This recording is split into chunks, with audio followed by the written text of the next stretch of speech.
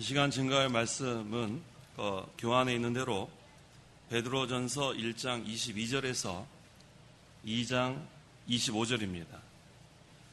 베드로전서 1장 22절에서 25절까지 봉독하겠습니다. 베드로전서 1장 22절입니다. 너희가 진리를 순종함으로 너희 영혼을 깨끗하게 하여 거짓 없이 형제를 사랑하기에 이르렀으니 정결한 마음으로 서로 뜨겁게 사랑하여라. 너희가 거듭난 것은 썩어질 씨로 된 것이 아니라 썩지 않을 씨로 된 것이니 곧 하나님의 살아있고 항상 있는 말씀으로 된 것이다. 그러므로 모든 육체는 풀과 같고 그의 모든 영광은 풀의 꽃과 같으니 풀은 마르고 꽃은 떨어지나 주님의 말씀은 영원토록 있다 라고 하였으니 이것이 바로 너희에게 선포된 말씀이다. 1장 25절까지만 봉독했습니다. 1장 25절 상반절에 주님의 말씀은 영원토록 있다고 했습니다. 또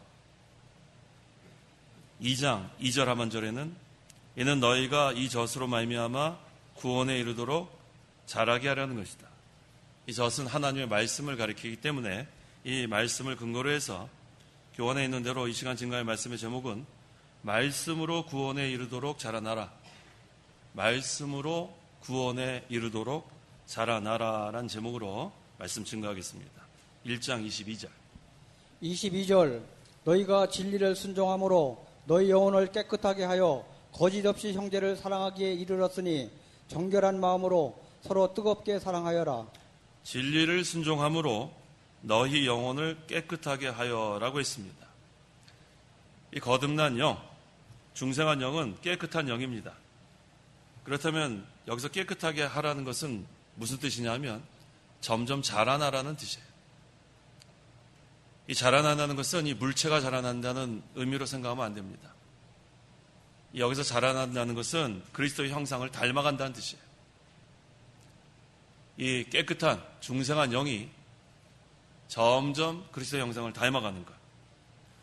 거짓 없이 형제를 사랑하기에 이르렀으니 정결한 마음으로 서로 뜨겁게 사랑하여라. 중생한 영은 깨끗한 영입니다.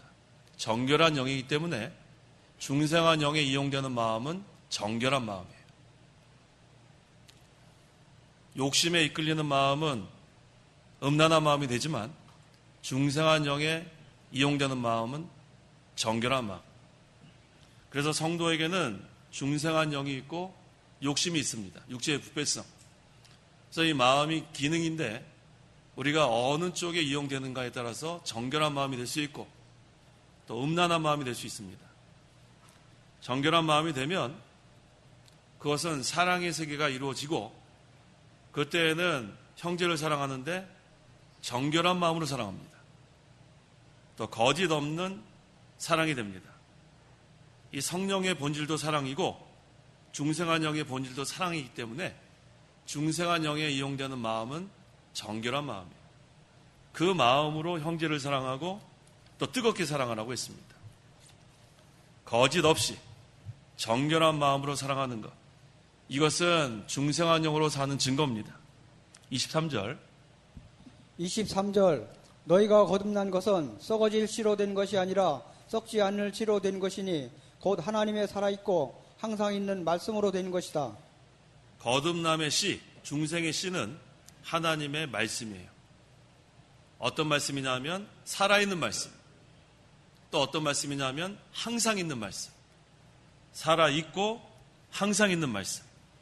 그래서 야고보서 1장 18절에는 그분께서 우리로 피조물 가운데 첫 열매가 되게 하시려고 자신의 뜻에 따라 진리의 말씀으로 우리를 낳으셨다.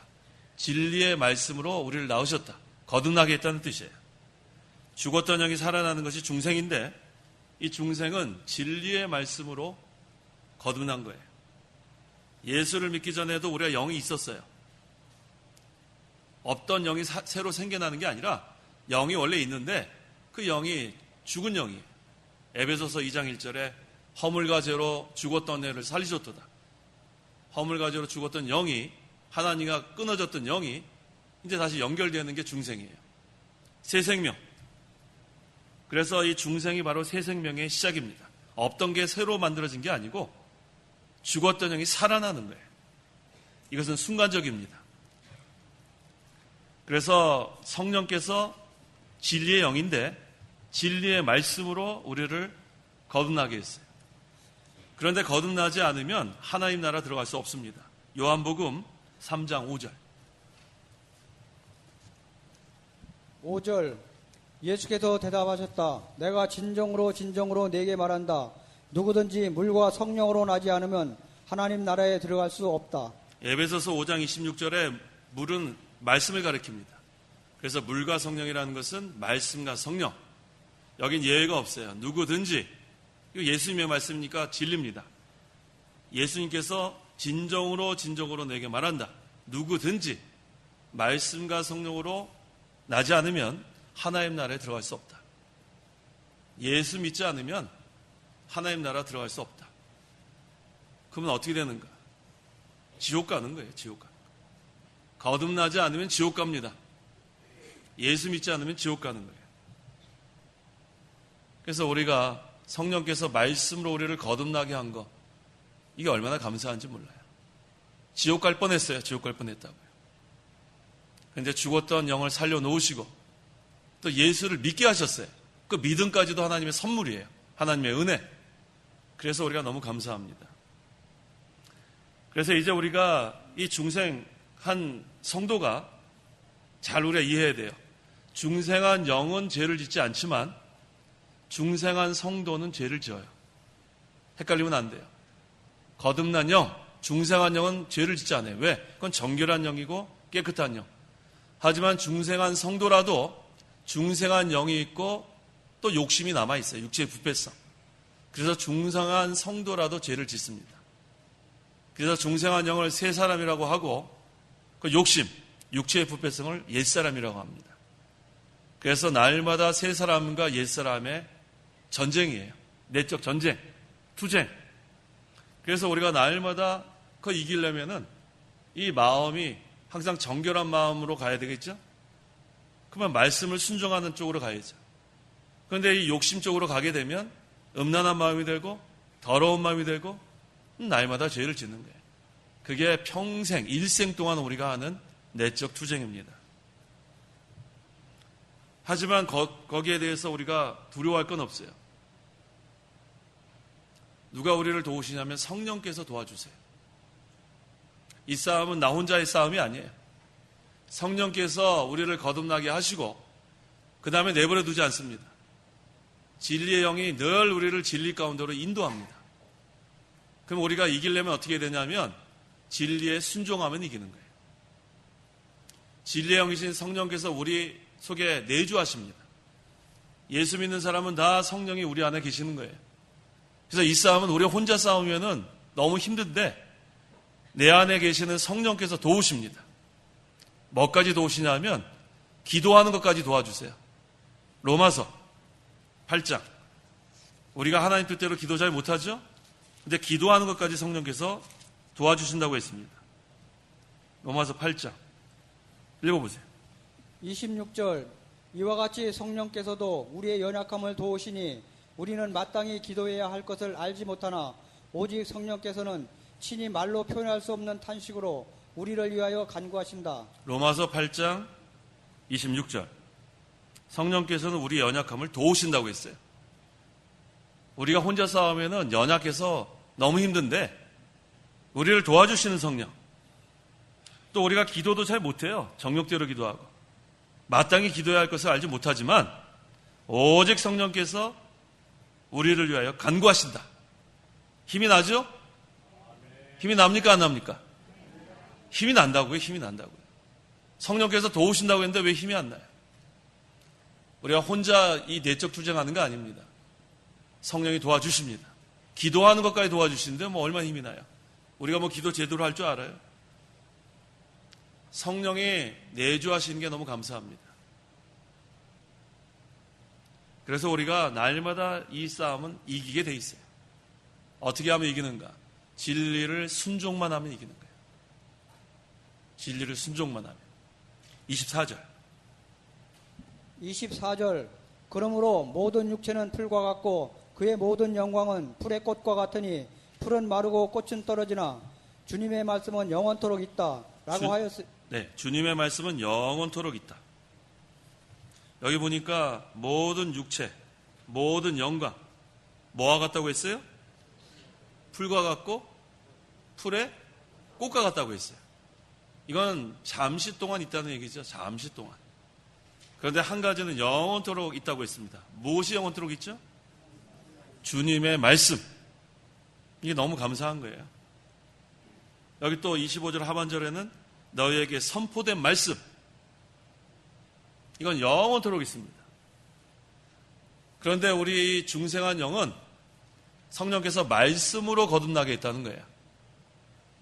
그러니까 중생한 영은 죽지 않는 거예요. 하나님의 말씀은 살아있고 항상 있는 말씀인데 또 여기엔 주님의 말씀은 영원토록 있다고 했으니까 중생한 영은 영원한 거예요. 영생. 얼마나 감사해요. 영원토록 있는 주님의 말씀으로 우리를 거듭나게 했으니까 중생한 영은 죽지 않습니다.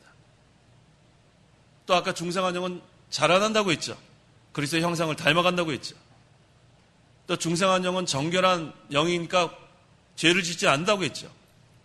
이 세 가지가 우리 이 목사님이 우리에게 핵심적으로 가르쳐 주신 중생의 도리예요. 세 가지가 아주 중요합니다. 한번 따라해 보세요. 중생한 영은 자라난다. 중생한 영은 죄를 짓지 않는다. 중생한 영은 나머지가 뭐겠어요? 죽지 않는다. 세 가지 다 기억하시겠어요? 세 가지 다 한번 해보세요. 중생한 영은 자라난다. 중생한 영은 죄를 짓지 않는다. 중생한 영은 죽지 않는다. 그렇죠? 예, 이게 목사님이 참 귀한 거 깨달으셨어요. 얼마나 이게 중요한 도리인지 몰라요. 이 말씀을 우리가 믿고 순종하는 거예요. 그러면 이기는 거예요. 그 다음에 말씀을 믿고 순종한 것은 영원토록 남습니다. 왜? 주님의 말씀은 영원토록 있으니까 그 말씀 순종한 것도 영원토록 남는 거예요. 하늘나라 가서도 그 말씀을 얼만큼 순종했는가 그게 따라갑니다. 다른 거는 다 못 가져가요. 우리 하관할 때보다 보세요. 하관. 입관인가요? 자, 입관. 입관할 때 보면은 그 수위 보셨죠? 저는 여러 번 봤어요. 그 주머니 없더라고요. 아, 한지 사람 여기 앉아 계셨군요. 네. 저기 앉아 계신데 여기 앉아 계시니까 아주 잘 들려요. 거기 앉으라 그랬어요? 네. 순종 잘하셨어요. 네. 수위는 주머니가 없어요. 주머니가 없다고요. 아무것도 못 가져가요. 아무것도. 그런데 하나만 따라갑니다. 요한계시록 14장 13절 네, 읽어보세요. 13절 내가 하늘에서 나는 음성을 들었는데 말하기를 너는 기록하여라. 지금부터 주 안에서 죽는 자들은 복이 있다 하니 성령께서 말씀하시기를 그렇다. 그들은 수고를 끝내고 안식할 것이니 그들의 행위가 그들을 따를 것이기 때문이다 라고 하였다. 그들의 행위가 그들을 따를 것이기 때문이다. 죽을 때 행위가 따라가요. 근데 그 행위가 어떤 행위냐면 그 바로 위에 있는 절 12절 요한계시록 14장 12절 성도들의 인내가 여기 있으니 그들은 하나님의 계명들과 예수님께 대한 믿음을 지키는 자들이다. 계명 지킨 게 따라가는 거예요. 믿음 지킨 게 따라가는 거예요. 다른 건 하나도 안 따라갑니다. 세상 떠날 때 얼마나 말씀을 순종했는가, 믿음을 지켰는가, 그걸 한마디로 하면 선한 싸움 잘 싸웠는가, 그것만 따라가는 거예요. 주님의 말씀은 영원토록 있고 영원토록 있는 주님의 말씀을 순종한 것만 따라가는 거예요. 그래서 우리가 이 세상 사는 동안에 얼마나 보람 있는 삶인지 몰라요. 얼마만큼 많이 말씀을 순종했는가, 그게 다 따라가니까 얼마나 우리에게는 기회가 많아요. 만약에 하나님께서 우리를 오래 살게 해주시면 그 말씀을 계속 지키다 가는 거고 그 다음에 이쯤 하면 됐다 그러면 하나님 데려가시는 거예요. 우리에게 각자에게 맡겨진 사명이 있어요. 그 사명을 하나님께 다 주셨는데 그 주신 사명이 젊었을 때 넌 여기까지다 하면 데려가시는 거예요. 그 다음에 넌 좀 오래 있다 와라 그러면 90 넘어서 계속 말씀을 순종하고 믿음 지키다가 그 다음 데려가시는 거예요. 그래서 우리는 하나님께 생사화복이 있는 줄 알고 모든 걸 하나님께 맡기면 돼요. 젊었을 때 오라 하면 젊었을 때 가면 되고, 나이 들어서 오라 하면 나이 들어서 가면 되고, 하나님 나 좀 데려가 주십시오 하지 마세요. 어르신들 그런 기도하지 마세요. 빨리 좀 데려가 주십시오. 그렇게 하면 안 돼요. 하나님께 맡겨야지 왜 자꾸만 자기가 결정을 해요. 왜 이렇게 어르신들을 오랫동안 하나님께서 머물라고 하냐면 울타리가 좀 되다 오라는 거예요. 울타리. 든든한 울타리. 기도의 용사. 얼마나 사명이 큰지 몰라요. 젊은 사람보다 어르신들이 기도 더 많이 하잖아요. 그래서 기도 많이 하시고 말씀 잘 순종하다가 이제 됐다. 그러면은 모든 수고 끝내고 그 행위 다 따라가는 거예요. 어르신들 힘이 나세요? 힘이 없어요. 자, 어르신들만 힘이 나세요? 좀 더 크게 해볼까요? 어르신들만 그랬더니 내가 어르신인가 아닌가 몰라서 대답 못 하시는 거야. 우리가 힘이 나야 돼요. 자, 그 다음에 우리 2장으로 넘어갑니다. 자, 우리 목사님 거기 대소지 보시면 2장은 장성이라고 있죠. 장명을. 그 다음에 구원 성취, 성전 건축, 신자의 신분, 승육생활, 제도 순종, 인고 효주. 자, 2장 1절. 1절 그러므로 너희는 모든 악독과 모든 속임수와 가식과 시기와 모든 비방하는 말을 버리고. 자, 이제 우리가 자라나야 되겠는데 자라나려면 먼저 해야 될 일이 있어요. 자라나려면 우리 아이들이 자라나려면은 먼저 해야 될 게 있어요. 병난 아이들은 병을 고쳐줘야 돼요. 아이들이 병이 나면 잘 못 먹어요. 시름시름 앓고 그냥 비쩍 말라요. 그런데 그 병이 다 나면 그 다음에 무럭무럭 자라죠. 마찬가지예요. 우리가 자라나야 되겠는데 자라나려면 버려야 될 게 몇 가지 있어요. 죄악. 어떤 죄악인가? 첫째는 모든 악독. 이 악독이 참 무서운 거예요. 남을 해하려는 독한 마음이 악독이에요. 아니 그냥 자기 그냥 잘 살면 되지 왜 남을 그렇게 죽이려고 하는 그런 독한 마음. 그게 마귀가 주는 거거든요. 왜 남을 죽이려고 그런지 알 수가 없어요. 그냥 자기 그냥 잘 열심히 살면 되지. 이거 버려야 돼. 그 다음에 속임수. 남 속이는 거. 이것도 마귀가 주는 거죠. 거짓말. 거짓의 아비는 마귀니까. 네, 가식. 이 가식은 뭐냐면 우리 예수님께서 한 번에 이 가식이 먼저 우리에게 알려주셨어요. 바리새인과 서기관들에게. 뭐라고 알려주셨냐면 회칠함, 무덤. 이게 가식이에요. 겉만 번지르르한 거예요. 발라 맞추는 거. 안에는 송장밖에 없는데 이게 가식이에요. 안에가 깨끗해야 돼. 안에가. 속안이. 겉에가 깨끗한 것보다도. 그 다음에 시기. 이 시기는 사람 죽입니다. 그 요셉의 형들이 요셉을 어떻게 했어요? 시기해가지고 요셉 죽을 뻔했다니까요. 시기하면 죽일 수 있어요. 그 다음에 시기하면은 자기의 뼈가 썩습니다. 잠언 14장 30절. 30절 마음의 평안은 몸에 활력을 주지만 시기는 뼈를 썩게 한다. 무섭죠? 마음이 편안하면 힘이 나는 거예요. 날마다 힘이 나요. 활력을 주니까. 근데 뭐가 뼈를 썩게 해요? 시기가 이렇게 무서운 거예요. 남 시기하면 안 돼요. 남이 잘 되면 기뻐하고 안 되면 같이 위로해주고 이래야 마음이 편안하지. 남이 잘 된다고 시기하잖아요. 시기하면 그 다음에 어떻게 하려면 빼앗으려고 그래요. 순서가 그렇게 돼요. 시기하면 이 요셉의 형들 봐요. 그대로 드러나잖아요. 근데 그거는 자기 죽는 거예요. 뼈를 썩게 한다. 그 다음에 비방하는 말. 남 비방하면 안 돼요. 우리는 격려해야 돼요. 격려. 위로해주고. 이런 것들 다 버려야 합니다. 그래서 이 성도의 영이 자라나려면 모든 악독, 속임수, 가식, 시기, 비방하는 말 다 버려야 돼요. 그 다음에 이제는 병을 다 고쳤어요. 그 다음에 아이들이 먹어야 자라나죠. 2절 읽어보세요. 2장 2절. 2절 갓난 아이들처럼 영적이고 순전한 젖을 사모하여라. 이는 너희가 이 젖으로 말미암아 구원에 이르도록 자라게 하려는 것이다. 이제 자라나야 돼요. 이 젖은 하나님의 말씀입니다. 영적이고 순전한 젖. 그래서 이 말씀, 이게 참 중요한 거예요.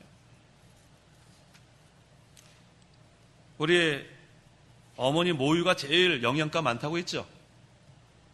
그게 가장 좋은 이유는 섞이지 않아서 그래요. 영양분이 그대로 아기한테 전달되니까 아이들이 면역력도 생기고 하여튼간 뭐 제일 좋은 거 아닙니까? 그런데 우리가 이 우유, 요즘 아이들은 그 우유를 먹고 자라나죠? 그래서 이전 애들보다 좀 뭐라고 표현해야 될지 모르겠어요. 소가 들이받는 것처럼 성격이 좀 포악해지고 좀 모유 먹고 이렇게 우리 옛날에 우유가 있었어요. 그때는 좀 순하게 잘 자라는 것 같아요. 어머니 품에 이렇게 안겨가지고. 요즘 애들은 자꾸 들이받으려고 그래요. 들이받으려고 그래요. 하지만 그 우유도 그대로 우유 먹으면은 건강해요. 근데 그 우유에다가 합성물을 자꾸 섞으면 문제가 생깁니다. 그래서 우리 우유, 그냥 하얀 우유 먹으면은 건강하죠? 근데 요즘 자꾸만 거기다 뭘 섞어요.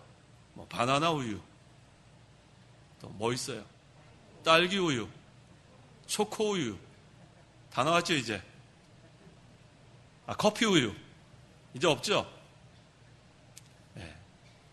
거기다가 우유에다가 커피를 너무 많이 섞이면은 이게 커피 우유인지 우유 커피인지 모르겠어요.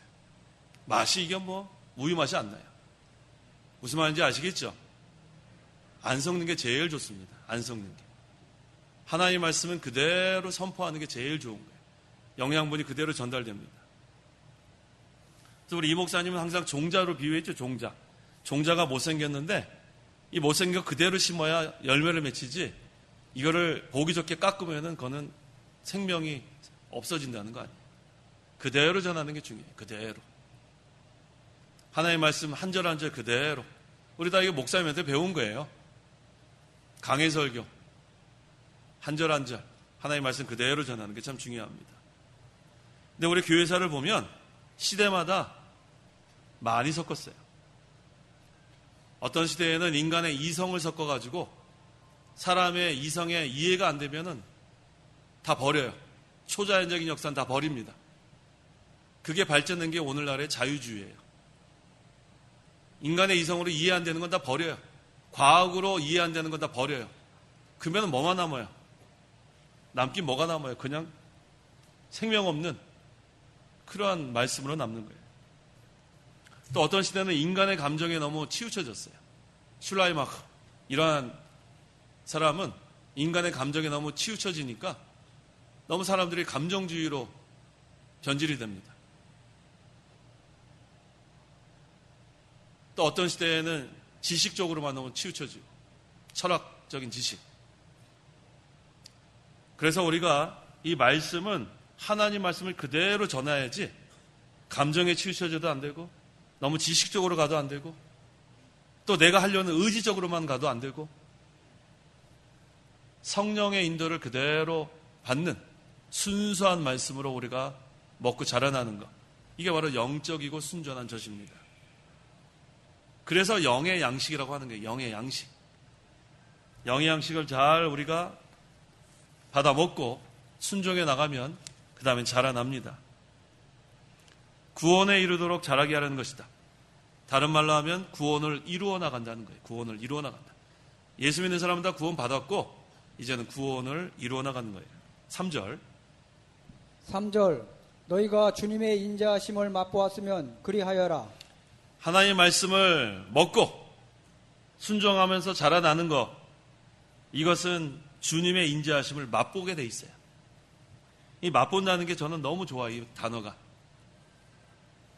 우리가 맛을 보지 않으면 맛을 모르죠? 맛을 모르죠? 그래서 우리 여기 이마트나 저 코스트코 이런 데 가면은 거기서 이렇게 아주머니들이 조금씩 줘요. 맛 보셨어요? 그래서 우리가 맛을 본 다음에 맛이 있으면 어떻게 하죠? 맛이 있으면 어떻게 해요? 사 먹어요. 사 먹는다고요.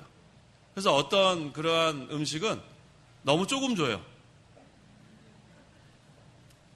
아니 뭐 요만큼 주더라고요. 그렇다고 또 체면이 있어서 더 달라고 그럴 수도 없고.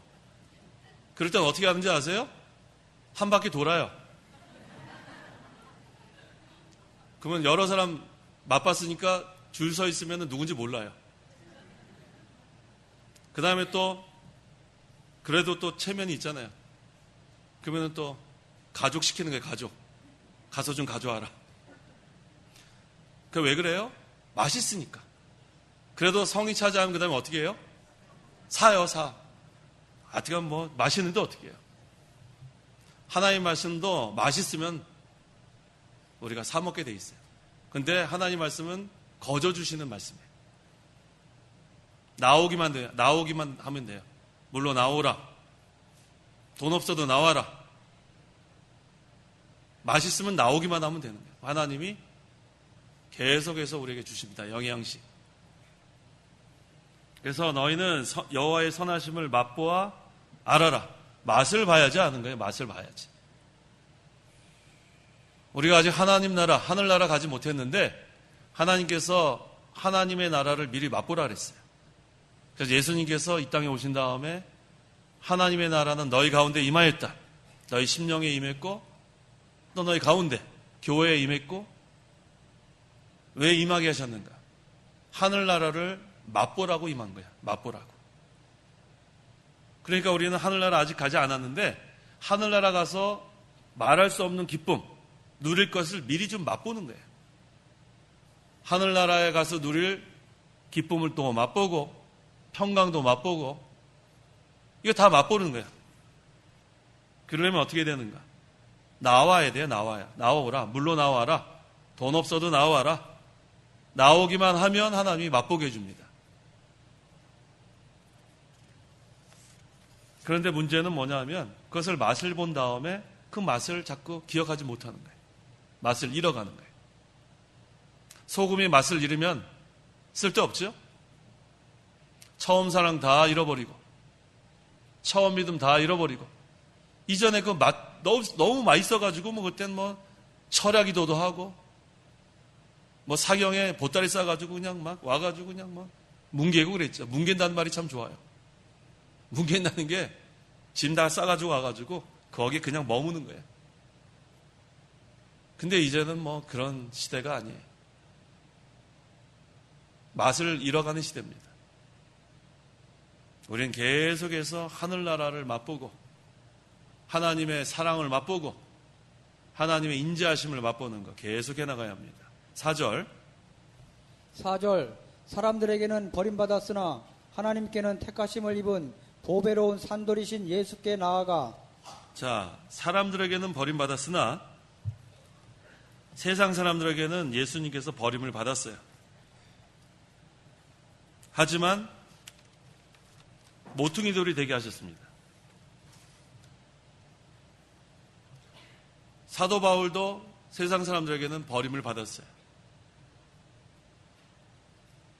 여기 뭐라고 했냐면 갈라디아서 6장 14절에 그리스도로 말미암아 세상이 나에 대하여 십자가에 못 박혔고 내가 또한 세상에 대하여 그렇게 되었다. 말씀대로 살려고 하면 십자가에 못 박힐 수 있어요. 핍박당한다는 거예요. 경건하게 살고자 하는 자는 핍박을 받는다. 디모데후서 3장 12절. 경건하게 살고자 하면 핍박을 받습니다.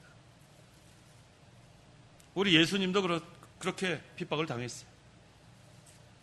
그런데 우리 예수님은 산돌이라는 거예요. 세상 사람들은 버렸는데 하나님께서 예수님을 영적인 집을 세우는 기초돌로 삼으시는 거예요. 이거 중요한 겁니다.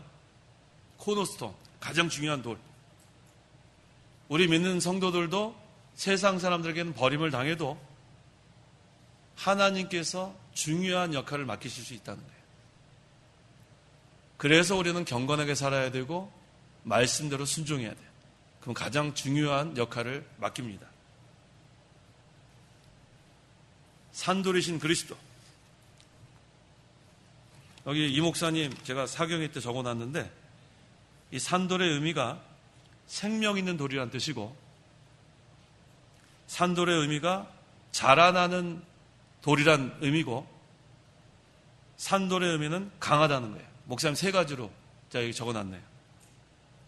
산돌은 예수님인데 산돌의 의미는 생명 있는 돌, 둘째는 자라나는 돌, 셋째는 강한 돌이에요.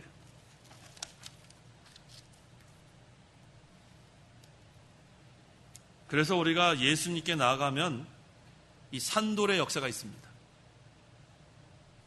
예수님께 나아가기만 하면 돼요. 나아가면 생명의 역사가 있고 그 다음에 예수님께 나아가면 자라나는 역사가 있고 또 예수님께 나아가면 강합니다. 산돌의 역사가 있기 때문에. 그래서 우리가 할 것은 주님께 나아가기만 하면 돼요. 우리가 하는 게 아니고 나아가면 산돌의 역사가 있습니다. 5절 너희도 산돌같이 영적인 집으로 세워지고 예수 그리스도로 말미암아 하나님께 기쁘게 받으실 영적인 제사를 드리는 거룩한 제사장이 되어라. 자, 이 산돌의 역사가 있으니까 이제는 영적인 집이 세워지는 거예요. 우리는 다 어떤 역할을 하는가? 에베소서 2장 21절에서 22절. 21절 그 안에서 건물마다 서로 연결되어 주님 안에서 함께 성전이 되어가고 너희도 성령 안에서 하나님의 거하실 처소가 되기 위하여 그 안에서 함께 지어져 가고 있다. 얼마나 이게 좋아요. 유기적 관계, 생명적 관계 다 살아있어요. 산돌의 역사가 있으면 다 살아납니다. 산영, 중생한 영, 그 다음에 중생한 성도들이 다 이제는 연결이 돼 있고 여기 그랬죠? 그 안에서 그리스도 안에서 우리는 서로 연결되어 주님 안에서 함께 성전이 되어가는 거예요. 각자도 자신의 구원을 이뤄가고 함께 또 영적 성전이 세워지는데 이것은 산돌의 역사입니다. 생명 있고 자라나고 견고합니다. 이게 영적 하나님 나라예요. 여기에다가 다른 기초 세우면 무너집니다. 고린도전서 3장 11절에 아무도 이미 놓여진 기초 곧 예수 그리스도 외에는 다른 기초를 놓을 수 없다. 파운데이션, 이 기초가 예수 그리스도예요. 그래야 이게 안 무너져요. 다른 거 아무리 아름다운 거 갖다 놔도 순식간에 무너지게 돼 있어요. 그렇다면 우리가 이제는 연결되어서 영적 성전을 지어가면서 해야 될 일이 뭐냐면 하나님께서 기쁘게 받으실 영적인 제사를 하는 거예요. 오늘날로 하면 예배예요. 예배가 그렇게 중요한 겁니다. 거룩한 제사장이 되어라. 5절에 그랬죠. 하나님께서 기쁘게 받으실 영적인 제사를 드리는 거룩한 제사장이 되어라. 구약시대에 이 제사장이 뭐 했냐면 백성을 대표해서 제물을 가지고 나가서 하나님 앞에 제사한 거예요. 근데 먼저 자기 자신을 속죄해야 돼요. 그러지 않으면 죽습니다. 그 다음에 그 여러 가지 제사 통해서 하나님께서 잘못한 거 다 용서해 주시고 그런데 그것은 앞으로 오실 그리스도에 대한 예표입니다. 예수님께서 단번에 오셔서 속죄 제물이 되어주시는 것. 그래서 그 제사에는 반드시 피가 있었어요. 피. 뭐가 있었어요? 이 피는 뭘 상징하냐면 그리스도의 십자가 피를 상징하는 거예요. 우리가 가인하고 아벨이 하나님께 제사 드렸죠. 누구의 제사는 받고 누구의 제사는 받지 않았어요? 가인의 제사는 받지 않고 아벨의 제사는 받았죠. 그 이유가 뭐예요? 아벨은 그리스도의 피가 있었어요. 가인은 믿지 않은 거예요. 아벨은 앞으로 오실 그리스도를 믿었기 때문에 그리스도의 피 가지고 하나님께서 받으실 만한 제사를 했기 때문에 하나님께서 기쁘게 받으시고, 가인은 가장 좋은 농작물 아무리 바쳐도 소용없어요. 그리스도의 피가 없습니다.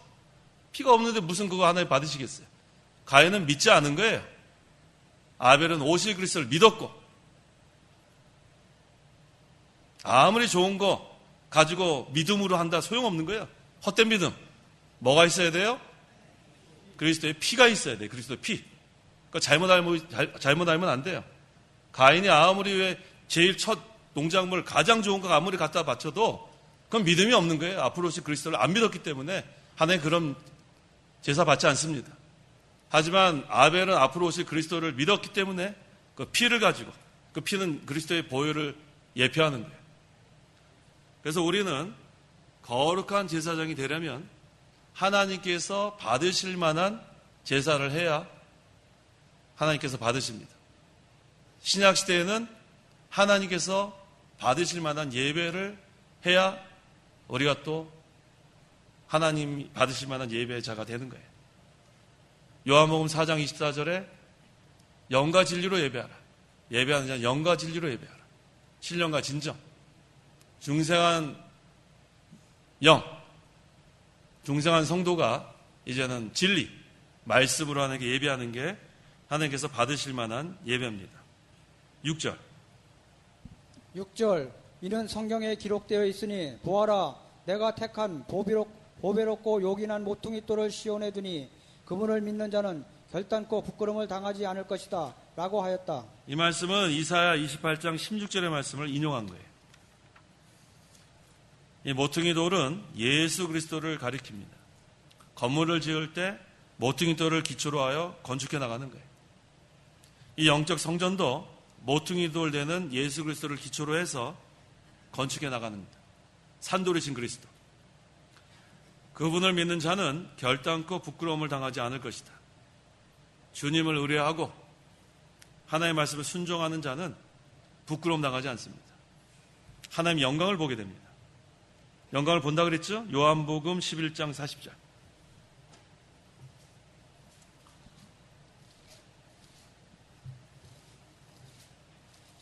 예수께서 그 여자에게 말씀하셨다. 내가 믿으면, 뭐라고 그랬어요? 내가 믿으면 하나님의 영광을 볼 것이다. 간단하죠? 내가 믿으면 하나님의 영광을 볼 것이다.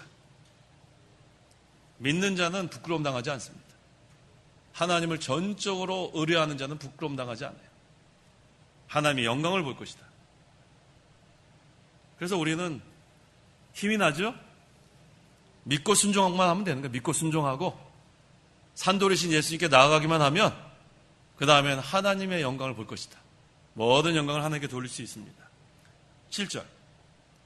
7절 그러므로 믿는 너희에게는 보배이나 믿지 않는 자들에게는 건축자들이 버린 그 돌이 모퉁이의 머리털이 되었다 하였고. 이 말씀은 시편 118편 22절을 인용했어요.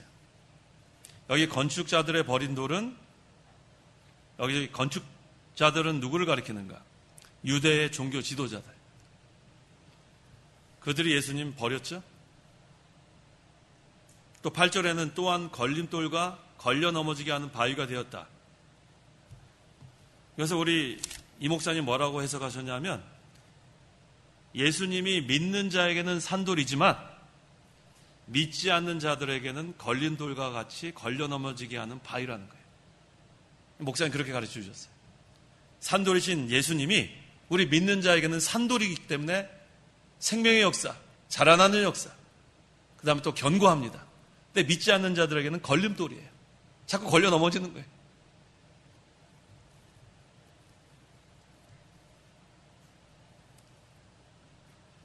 유대 종교 지도자들이 예수님을 걸림돌로 여겨서 버렸는데 하나님께서는 그 예수님을 가장 중요한 그러한 모퉁이 돌로 삼으셨다는 거 참 중요합니다. 9절에서 10절. 9절 그러나 너희는 택하심을 받은 족속이고 왕같은 제사장들이고 거룩한 나라이고 그분의 소유된 백성이니 이는 너희를 어두움에서 그분의 놀라운 빛에 들어가게 하신 분의 덕을 선포하게 하시려는 것이다. 계속. 너희가 전에는 백성이 아니었으나 이제는 하나님의 백성이며 전에는 긍휼을 얻지 못하였으나 이제는 긍휼을 얻은 자들이다. 너희는 택하심을 받은 족속. 따라해 보세요. 너희는 택하심을 받은 족속. 참 감사하죠? 택하심을 받은 족속. 그 다음에 또 뭐라고 했어요? 따라해 보세요. 왕 같은 제사장, 거룩한 나라, 그의 소유된 백성. 이게 바로 저와 성도 여러분이에요. 얼마나 좋아요? 이 네 가지만 한번 성경 읽어도 저는 막 힘이 나요. 야, 어떻게 내가 택함 받은 족속이 되고 왕 같은 제사장이 되고 거룩한 나라가 되고 하나님의 소유가 됐을까? 아무리 생각해도 자격이 없는데, 스스로를 바라보면 한심한데, 이리와 같이 사나웠는데, 악독했는데, 잔인했는데, 타조와 같이 무정했는데, 근데 어떻게 하나님의 택한 백성이 됐는가? 제가 여기 지금 언급한 게 성경에 나와 있어요. 이사야 43장 20절. 우리가 예수 믿기 전엔 이와 같았어요. 이사야 43장 20절 다 찾아보세요.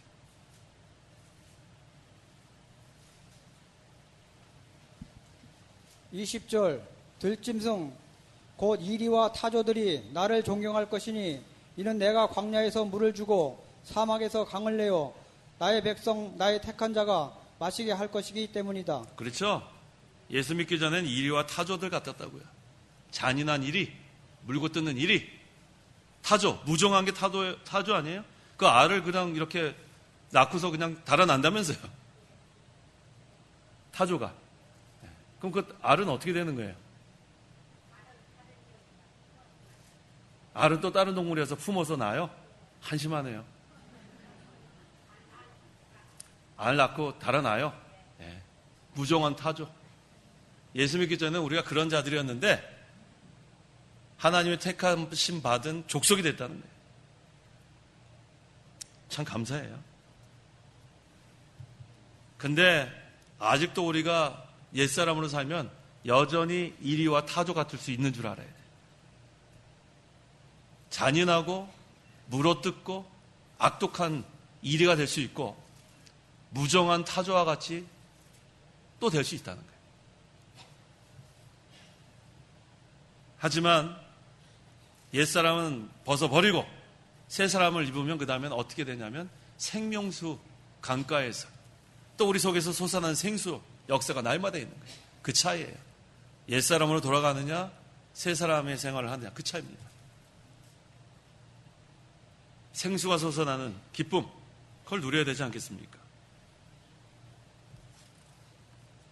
또 여기 거룩한 나라 전에 뭐가 있어요? 왕같은 제사장, 만인 제사장. 예수님이 단번에 속죄제물이 되어주셔서 예수 믿는 사람 다 이제는 하나님께 나와 예배할 수 있는 거 너무 감사하고. 그 다음 거룩한 나라. 내가 거룩하니 너희도 거룩하여라. 오늘 새벽에 증거했죠? 거룩은 구별되고 정결하다.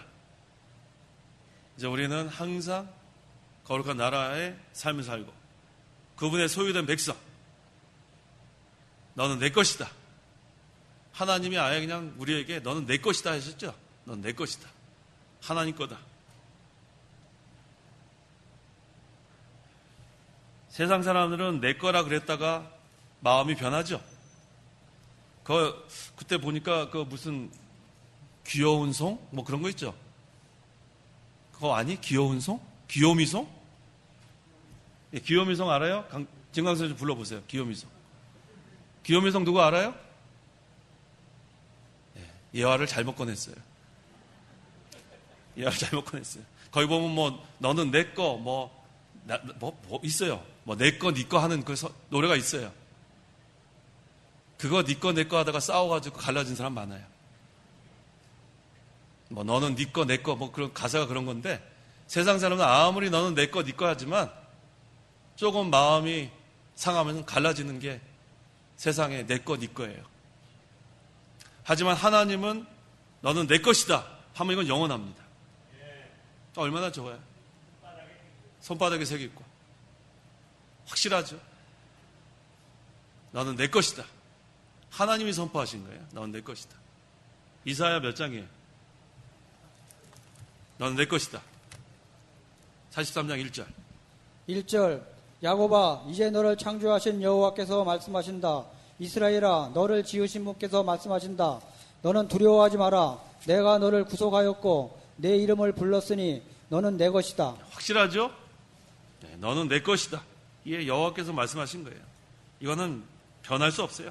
세상 사람들은 네 거 내 거 뭐 사랑 뭐 엄청나게 사랑할 것 같았는데 금방 변하는 게 세상 사랑인데 하나님의 사랑은 변함이 없어요. 너는 내 것이다. 확실한 사랑. 그 다음에 어두움에서 그분의 놀라운 빛에 들어가게 했습니다. 흑암에서 광명으로, 어둠에서 빛으로. 그 다음에 그 이유가 뭐냐면 덕을 선포하게 하시려는 것이다. 하나님의 덕을 선포하라는 거예요. 그 다음에 우리 몇 절을 할 차례죠? 전에는 백성이 아니었으나 이제는 하나님의 백성이고, 전에는 국류를 얻지 못하였으나 이제는 국류를 얻은 자들이야. 예수 믿기 전과 예수 믿은 지금은 이렇게 다른 거예요. 예수 믿기 전에는 하나님의 백성 아니었고, 예수 믿은 이제는 하나님의 백성이고, 또 전에는 국류를 얻지 못했고, 예수 믿은 지금은 국류를 얻는 국류의 그릇이라는 거. 감사합니다. 11절. 11절 사랑하는 자들아 나는 외국인과 나그네 같은 너희에게 영혼을 대적하여 싸우는 육체의 정욕을 제어하라고 권한다. 네, 중요한 것도 여기 교리가 나옵니다. 사랑하는 자들아 나는 외국인과 나그네 같은 너희에게 영혼을 대적하여 싸우는 이라고 했죠? 영혼을 대적하여 싸우는 육체의 정욕. 그러면 영혼과 육체의 부패성이 싸운다는 거죠. 근데 여기 이 영혼이라고 번역된 것이 사실은 혼이에요. 원어에는 혼으로 돼 있어요. 영어로는 soul. 그러면 혼과 육체의 부패성이 싸우는 거죠. 이거 아주 중요한 교리가 여기 나와 있는 거예요. 그래서 영혼이나 영이나 혼은 우리가 서로 교차적으로 쓸 수 있는 거예요. 영혼이라고 해도 되고 영이라 해도 되고 혼이라 해도 되고. 그러니까 영혼과 육체의 정욕과 싸운다 그래도 되고, 영과 육체의 정욕과 싸운다 그래도 되고, 혼과 육체의 정욕과 싸운다 그래도 돼요. 영혼이나 영이나 혼은 서로 교차적으로 써도 됩니다. 이건 개혁주의 신학자들, 메이첸이나 버스웰이나 다 거기 동의하고 대부분의 개혁주의 신학자들이 교차적으로 사용한다 그랬어요. 책을 읽어보면.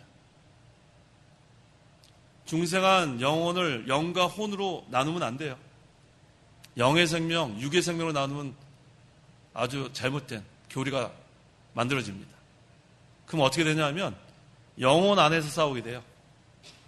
중생한 영혼, 중생한 영이 생명, 그 다음에 중생한 혼이 육체의 부패성, 육의 생명, 영의 생명. 그러면 영혼 안에서 싸우는 게, 그럼 중생한 영혼 범죄하지 않는다를 부인하는 결과가 돼요. 아주 잘못된 견해가 됩니다. 육신의 정욕은 어디 있냐면 우리의 몸에 있는 거예요. 몸. 사람은 영혼과 몸 두 개밖에 없어요. 그래서 사람이 죽는다는 것은 영혼과 몸이 분리된다는 거예요. 그럼 신자의 영혼은 하늘나라 가고 불신자의 영은 지옥 가는 거예요. 몸은 매장하든지 화장하고. 그런데 그 영혼에서 영과 혼이 싸우게 되면은 그거는 이단적인 그런 교리가 만들어지는 거예요. 그렇게 우리가 이해하면 안 돼요. 영혼이나 영이나 혼을 같은 것으로 생각해야 우리 목사님한테 배운 그것이 그대로 우리가 깨달아지는 거예요. 중생한 영혼, 중생한 영, 중생한 혼은 범죄하지 않고 뭐가 범죄예요? 육신의 정욕. 그래서 여기 11절에 영혼을 대적하여 싸우는 육체의 정욕이라고 했죠. 그러니까 이 영혼에다가 혼인을 넣어도 문제가 없어요. 근데 만약에 혼을 육의 생명, 육체의 부패성이라 하는 사람은 어떤 결과가 되냐면 육체의 부패성과 육체의 정욕이 싸운다 이렇게 돼버리고 말아요. 모순이 생깁니다. 아주 잘못된 해석이에요. 그래서 이 영혼은 혼이라고 해도 됩니다. 알겠죠? 네. 영혼이나 영이나 혼, 그것이 육체의 정욕과 싸운다. 그렇게 우리가 이해하시면 전혀 문제가 되지 않습니다. 12절. 12절 너희가 이방인 가운데서 행실을 선하게 하여라. 이는 그들이 너희를 악을 행하는 자들이라고 비방하다가도 너희 선한 행위들을 보고 하나님께 돌보시는 날에 그분께 영광을 돌리게 하려는 것이다. 불신자들이 성도를 비방하더라도 성도는 행실을 선하게 계속해 나가야 돼요. 비방해도 비방하려면 해라. 나는 그대로 선을 행한다. 그러면 하나님께서 돌보시는 날이 와요. 하나님 돌봐주십니다. 결국은 하나님께 영광을 돌리게 돼요. 구약에 어떤 예가 있냐면 다니엘을 모함하는 사람들이 있었죠. 모함했죠. 근데 다니엘이 악으로 대항했어요?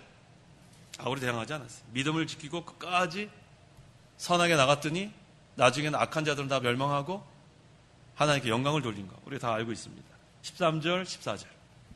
13절 인간의 모든 제도를 주님을 위해 복종하여라. 권세를 잡은 왕에게나 또는 악을 행하는 자들을 보라고 선을 행하는 자들을 칭찬하기 위해 왕이 보낸 총독들에게 복종하여라.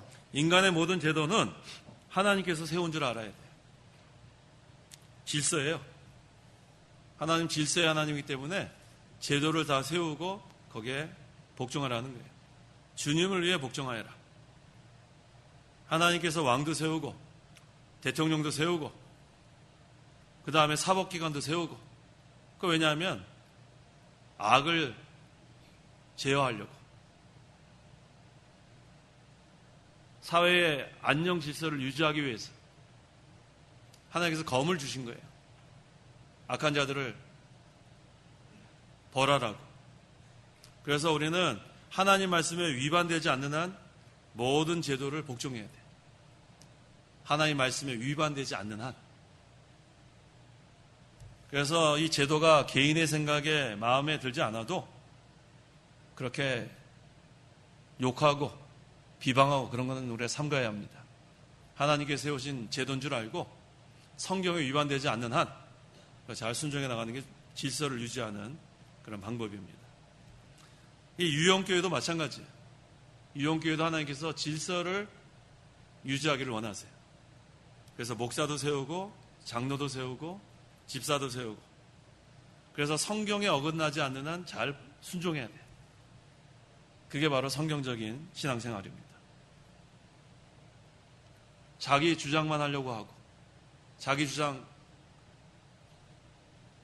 하다가 이게 수용되지 않으면 팔을 만들고 그 다음에 비난하고 그렇게 되면 어떻게 되냐면 고린도 교회처럼 개바파가 나오고 아볼로파가 나오고 또 무슨 파가 있어요? 바울파가 나오고 그렇게 되면 안 돼요. 한 마음이 돼야 합니다. 한 마음. 그래서 질서대로 우리가 한 마음으로 순종해 나가는 게 중요해요. 15절 15절 이는 너희가 선을 행함으로 어리석은 사람들의 무식한 말을 잠잠하게 하는 것이 하나님의 뜻이기 때문이다. 성경에 무식한이라는 말이 나와요. 무식한. 이 무식하다는 말이 이게 좋은 말인지 모르겠는데 누가 무식한 말을 하냐면 어리석은 자들이 무식한 말을 한다 그랬어요. 하나님을 잘 모르면 어리석은 자가 되는 거예요. 하나님을 모르면. 하나님을 알면 지혜로운 사람이 되는 거예요. 아주 간단해요. 성도 여러분, 하나님을 아는 사람이 어떤 사람이에요? 지혜로운 사람. 하나님을 모르는 사람이 무식한 사람이라고 언제 그랬어요? 어리석은 사람이라고 했지. 잘 따라하세요. 예, 하나님을 아는 사람은 어떤 사람이냐면 지혜로운 사람.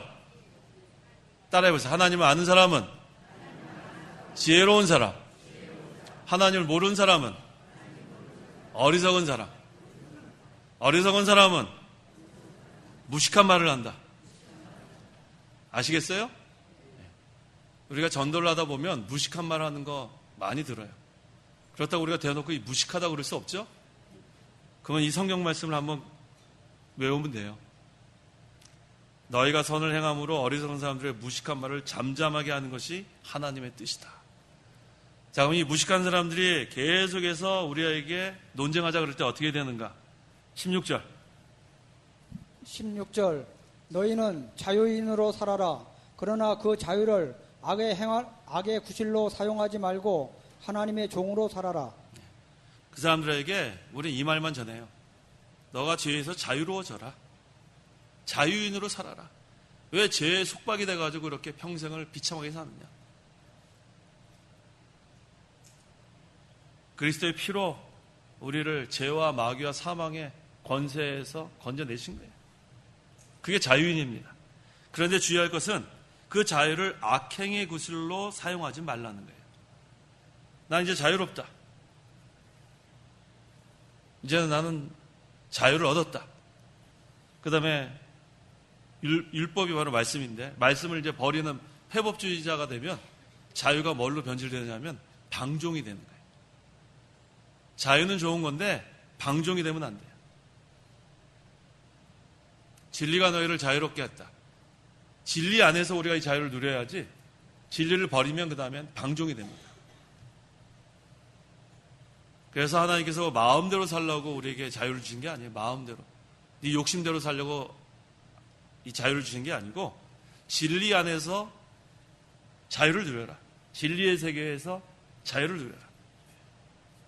물고기가 물속에 들어가야 사는 것처럼 똑같은 거예요. 말씀으로 거듭난 성도는 진리의 세계에 살아야 숨이 쉬어집니다. 이 자유를 말하는 거예요. 그다음 17절에 모든 이들을 존경하고 형제들을 사랑하며 하나님을 경외하고 왕을 존경하여라. 이 자유를 누리는 성도들은 이제 이 자유의 세계, 진리의 세계에서 모든 이들을 이제 존경하는 자가 돼요. 이게 무슨 뜻이냐면 섬기는 자가 된다는 뜻이에요. 섬기는 자. 마태복음 20장 28절에 예수님께서 인자는 섬김을 받으러 온 것이 아니라 오히려 섬기러 왔고 섬기는 자가 되고 그 다음에 형제들을 사랑하고 아까 거짓 없는 정결한 마음으로 사랑하게 되고 그 다음에 하나님 경외하게 되고 이 경외한다는 것이 공포심의 그런 경외가 아니라 그랬죠. 하나님을 존경하고 공경하고 섬기는 것. 그 다음에 왕을 존경하여라. 하나님이 세운 줄 알고 그 왕이 선한 정치를 할 수 있도록 기도해 주는 게 중요합니다. 18절 종들아 너희는 모든 일에 두려움으로 주인들에게 복종하여라. 선하고 너그러운 자들에게뿐 아니라 까다로운 자들에게도 그렇게 하여라. 종들은 아랫사람이고 주인은 윗사람이에요. 아랫사람은 잘해주는 윗사람에게만 아니라 까다로운 사람에게도 복종하라고 했어요. 이게 질서 때문에 그래요. 질서. 그 다음에 19절에서 20절 19절 누구든지 부당하게 고난을 받더라도 하나님을 생각하여 슬픔을 참으면 이것이 은혜이다. 너희가 죄를 지어 매를 맞고 참는다면 무슨 칭찬이 있겠느냐. 그러나 너희가 선을 행하다가 고난을 받고 참으면 이것은 하나님 앞에서 은혜로운 일이다. 고난. 이 고난은 세 가지 종류가 있습니다. 첫째는 부당하게 받는 고난.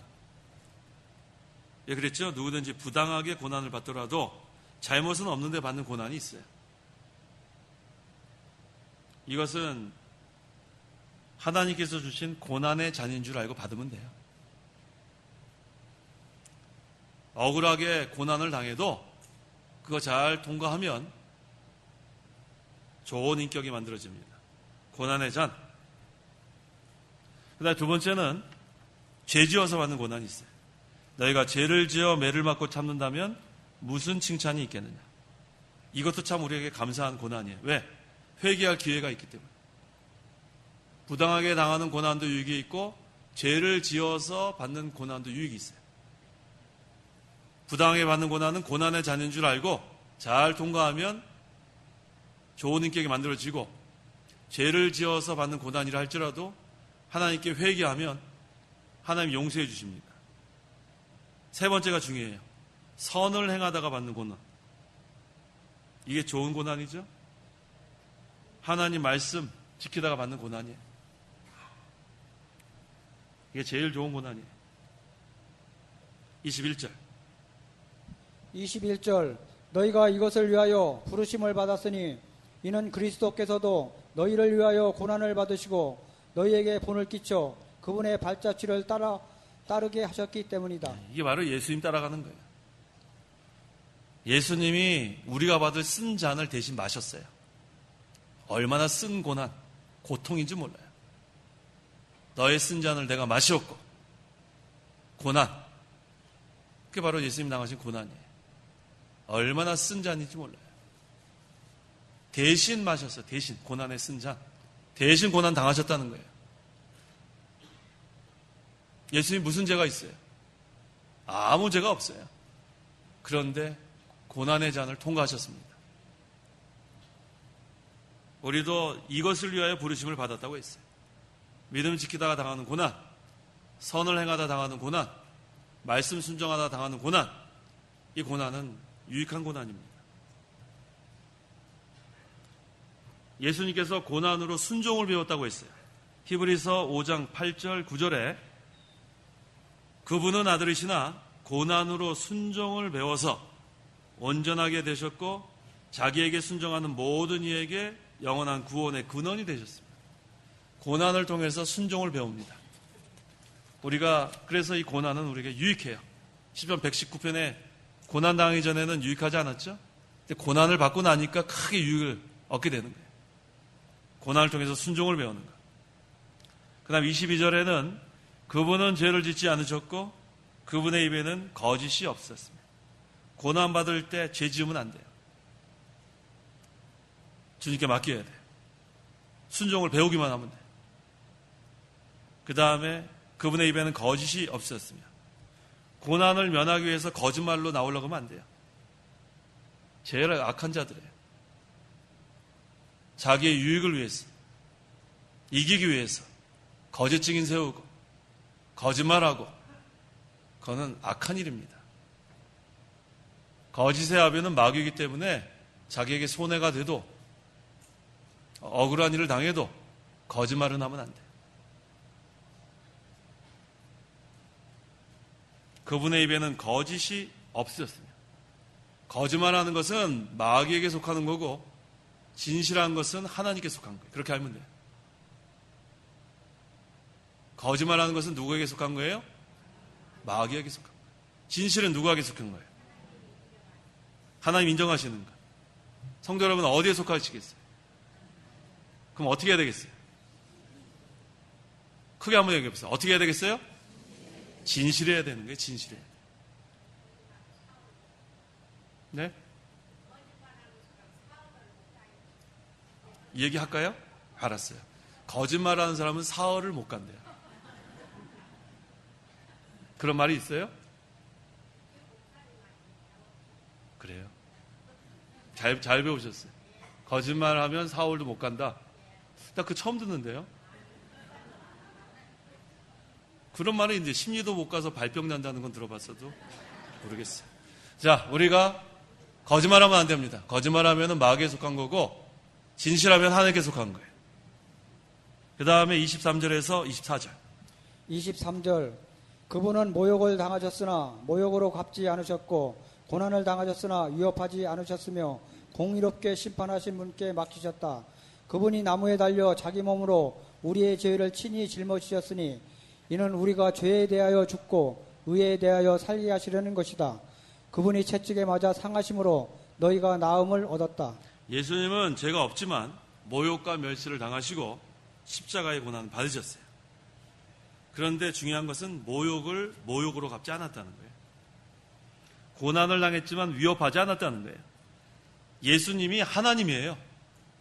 이 땅에 인간의 몸으로 오셨지만 신성 그대로 갖고 계세요. 신성과 인성, 완전한 하나님, 완전한 인간.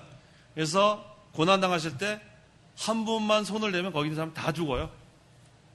그런데 고난을 당하셨으나 위협하지 않으신 거예요. 사용하지 않은 거예요. 온전한 순종을 이루기 위해서. 누구에게 맡겼냐면 공의롭게 심판하시는 분께 맡긴 거예요. 하나님께 맡기는 거예요. 모욕을 당한다고 해서 모욕으로 갚지 말고 고난을 당한다고 해서 위협하지 말라는 거예요. 우리는 하나님께 맡기는 거예요. 하나님께. 성도는 자신의 본분을 잃어버리면 안 됩니다. 혈과 육으로 대항하면 안 돼요. 그러면 둘 다 마귀한테 집니다. 예수님께서 하신 것은 죽기까지 복종한 거예요. 죽기까지. 그 다음에 십자가에서 죽으시고 그 다음에 의를 이루셨어요. 온전한 순종. 우리도 이것을 본받으라는 거예요. 예수님이 따라가는 게 바로 이거 본받는 거예요. 그러려면은 자기를 쳐서 복종시켜야 되겠죠. 자기가 남아있으면 이거 못해요. 내 자존심이 있는데, 내가 억울한데, 내가 누군데 감히 이런 마음 남아있으면 못 따라가요. 예수님이 그런 마음을 했으면 거기는 유대인들, 종교 지도자들, 로마 병정들 다 죽었어요. 이것들이 진짜 내가 누군지 알고 도저히 못 참겠다. 한번 들었다 놓으면 그다음에 다 죽은 거예요. 그럼 우리는 어떻게 되겠어요?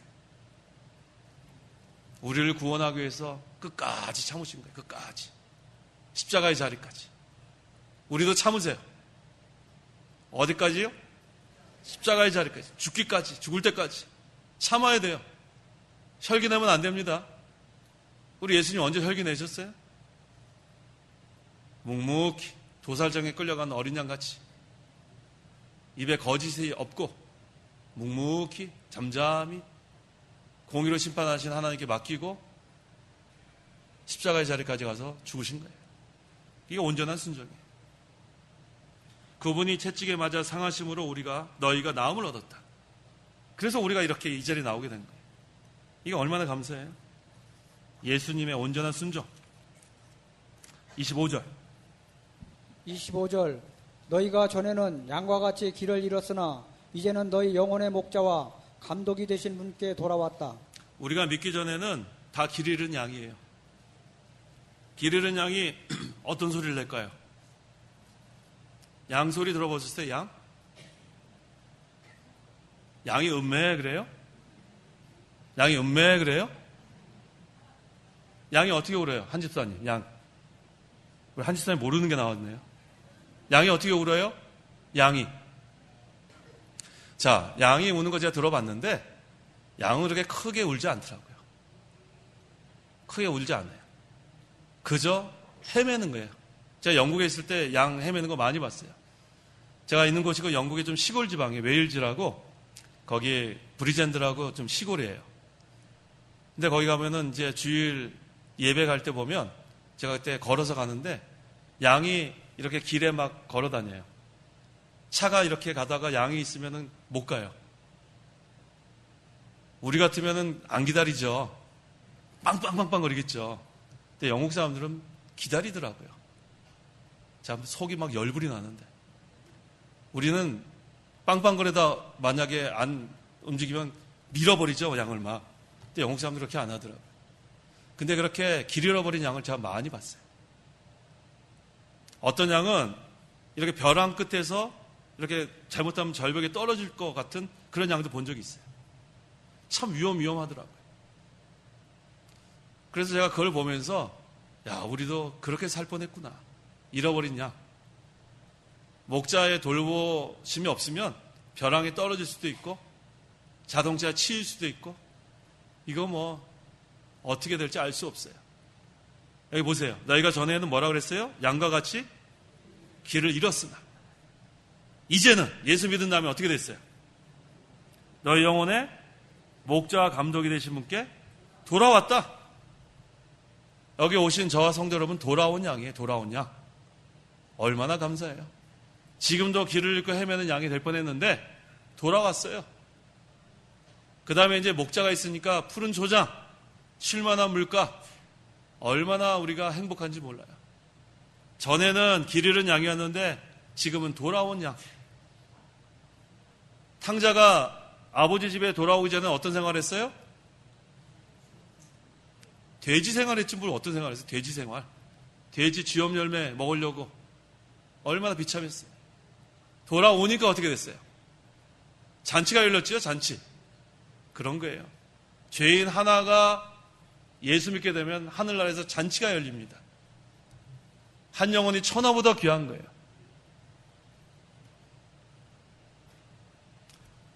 알곡 하나가 한 포대 쭉쟁이보다 더 훨씬 좋은 거예요. 알곡 하나가. 맞죠? 쭉쟁이 몇 푸대 있으면 무슨 소용이 있어요, 쭉쟁이. 알고 하나가 중요하지. 그게 곳간에다가 갖다 놓을 수 있는 거 아니에요? 쭉정이 몇백만, 몇천만 있어 소용없어요. 알고 하나가 중요해요. 알고 하나. 한 영혼이 천하보다 귀한 줄 알아야 돼요. 하늘나라에서는 한 영혼이 돌아오면 잔치가 열립니다. 성도 여러분, 여러분 한 분 한 분이 얼마나 귀한 존재인지 알겠어요? 얼마나 귀해요? 뭐보다 귀해요? 천하보다 귀하다니까요. 천하보다. 천하보다 귀한 것이 느껴지지 않아요? 느껴집니까? 안 느껴집니까? 옆에 사람 보면 느껴질 거예요. 옆에 사람 봐봐요. 옆에 앉은 분들이 천하보다 귀한 분들인 줄 알면 돼요. 귀해 보여요? 귀해 보이죠? 잘해주세요. 네. 오늘 점심시간에도 내 앞에 쓰라고 좀 이렇게 좀 양보해주고, 국수는 좀 풀어줘야 맛있어요. 빨리 가서 그렇게 하지 마시고 양보도 좀 해주시고, 그 다음에 여기 보면은 또 처음 뵙는 분들도 계시죠? 그럼 또 이렇게 먼저 인사도 좀 하시고. 제가 늘 강조하는 게 그거예요. 먼저 인사하라는 게 먼저 인사. 저 못 보던 사람이 나타났네? 저거 누굴까? 그러지 말고 먼저 찾아가서 따뜻하게 인사하세요. 따뜻하게. 전 창감교회 누구입니다. 반드시 자기 누구라는 거 밝히세요. 갑자기 낯선 사람이 오면 일단 경계 가세요. 맞죠? 예를 들면은 우리 성신한 집사님, 저는 창감교회 성신한 집사입니다. 그러면은 벌써 집사님 인상이 좋잖아요. 얼마나 좋아요. 그럼 가서 아유 반갑습니다 이렇게 되지 않겠어요? 근데 집사님이 그냥 가가지고 어디서 왔어요? 그러면은 집사님 경계하지 않겠어요? 그렇죠? 예, 그런 거예요. 그러니까 내가 누구라는 걸 먼저 밝히는 거예요. 난 누구입니다. 난 어디서 왔습니다. 반갑습니다. 그렇게 하는 거예요. 그게 남을 섬기는 모습이에요. 먼저 인사하고 먼저 대접하고. 자, 그래서 우리는 25절에 있는 말씀처럼 전에는 양과 같이 길 잃은 양이었지만 이제는 우리의 목자 되신 하나님께 돌아왔어요. 이제는 우리 너무 감사합니다. 기도하시기 바랍니다. 기도하겠습니다. 하나님 아버지 감사합니다. 우리를 구원해 주시고 이제는 구원을 이루어 나가라고 명령하신 거 감사합니다. 우리가 아직도 만들어진 것이 없고 되지 못하고 하나님 보실 때 참으로도 부족한 자들이지만 하나님께서는 우리에게 산돌이신 예수님께 나아가기만 하면 산돌의 역사가 있게 하신 거 감사합니다. 생명의 역사, 자라나는 역사, 견고하게 되는 역사. 그래서 우리가 날마다 예수님께 나아가는 생활하게 도와주시고 또 우리가 자라나는 것을 기뻐하신 하나님, 진리의 말씀을 믿고 순종함으로 자라나게 하시고 항상 우리가 길 잃어버린 양이 되지 아니하고 목자 되시는 하나님의 인도를 잘 받아서 푸른 초장, 쉴만한 물가, 늘 우리 속에서 생수의 역사가 있는 그런 신앙생활을 할 수 있도록 도와주시옵소서. 예수님의 이름으로 기도하옵나이다. 아멘. 자, 주기도문으로 예배 마치겠습니다. 하늘에 계신 우리 아버지여, 이름이 거룩히 여김을 받으시오며 나라의 임하옵시며 뜻이 하늘에서 이룬 것 같이 땅에서도 이루어지이다. 오늘날 우리에게 일용할 양식을 주옵시고 우리가 우리에게 죄 지은 자를 사하여 준 것 같이 우리 죄를 사하여 주옵시고 우리를 시험에 들게 하지 마옵시고 다만 악에서 구하옵소서. 대개 나라와 권세와 영광이 아버지께 영원히 쌓옵나이다. 아멘.